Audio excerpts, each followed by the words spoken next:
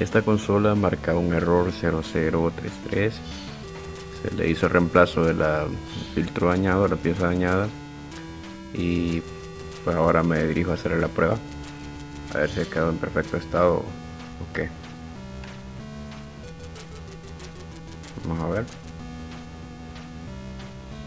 Pues sí, en efecto, el error ya fue corregido. La consola no daba imagen, venía con una luz roja, como dije, código de error 0033, pero ya fue corregido, así que todo perfecto.